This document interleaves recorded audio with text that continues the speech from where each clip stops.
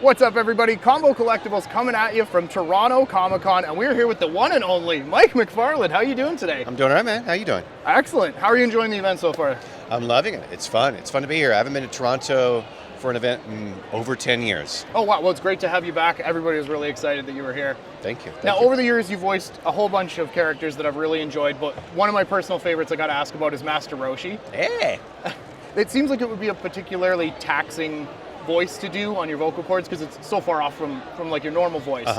Do you have any sort of set time limits on how long you can record that, and what's your recovery time afterwards before you can go back in the booth for him?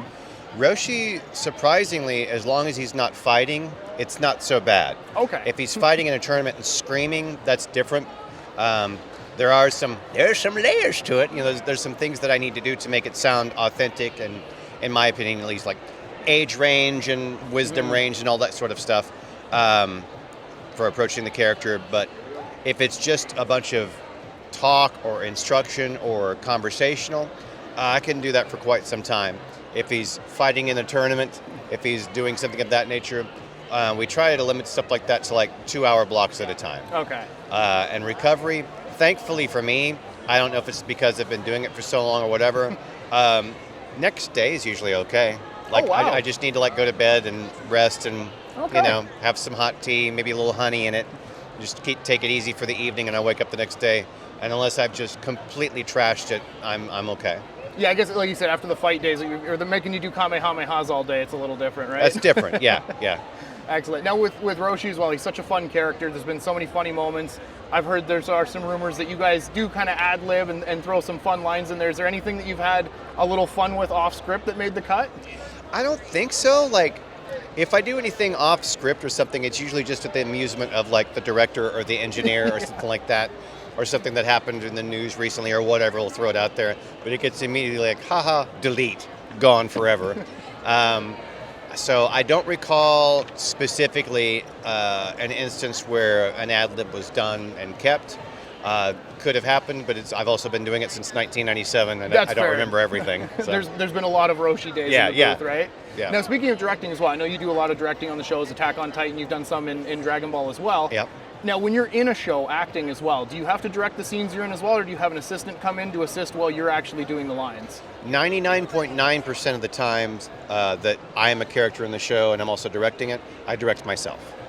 Wow, that must be really kind of hard to do. Well, the way I look at it is I try to apply to myself the same level of criteria and quality that I would ask for in another actor, but not less than that and not beyond that.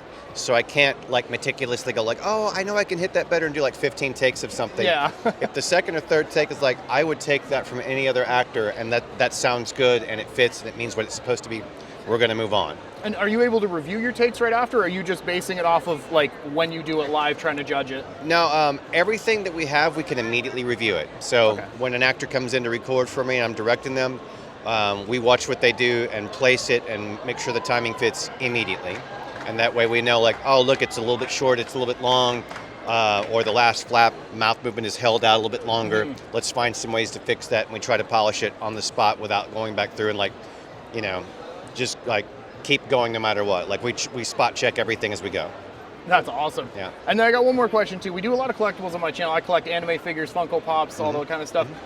Do you collect anything of the roles you've done? Like, do you have a Roshi collection or any of the other characters? I think for me it tends to be right when I'm cast in something or whatever, I'll grab a couple of things like, oh, there's a figurine, oh, there's a shirt or something like that.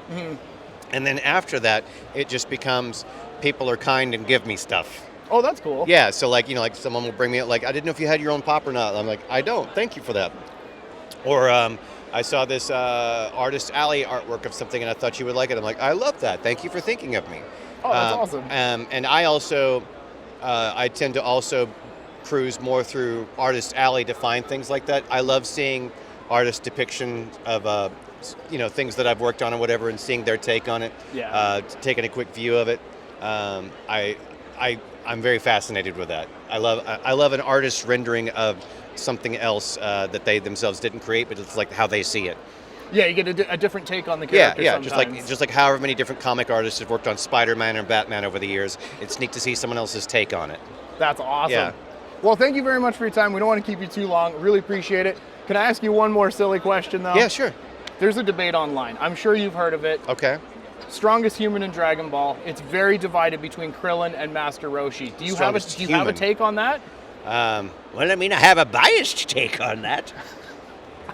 I'm Team Roshi. I think he's just a little bit. He's been training for so long, 300 years experience. You can't go wrong. If I recall correctly, and we can base it off Shokanen itself, he lasted longer in Tournament of Power than Krillin did, right? He also got more KOs. I Well, believe the Master answer's Roshi in the knocked canon, out then. five opponents. So, Yeah. well, we're gonna meet Sonny Strait at another event in a couple months. So I'll see if he agrees with us. See what he thinks. Yeah. Thank you very much. Really you. appreciate your time. No worries. I hope you enjoy the rest of the show. Thanks so much. Thanks. Mike McFarland, everybody.